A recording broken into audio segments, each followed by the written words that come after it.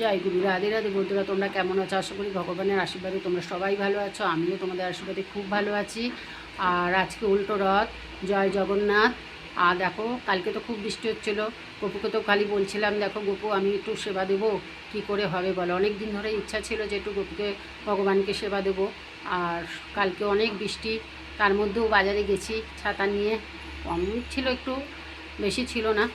আর এনাদেরকে সবাইকে, ভগবানদের গুরুদেবদের সবাইকে সাজালাম, দেখো বন্ধুরা।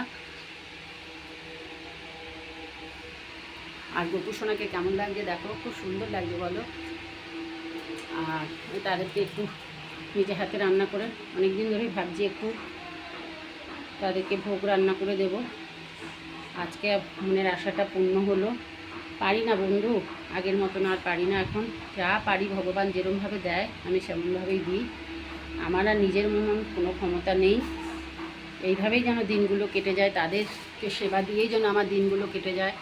তোমরাও ভালো থেকো, সুস্থ থেকো, এটাই ভগবানের কাছে কামনা করি। রাখছি বন্ধুরা, তোমরা ভালো থেকো।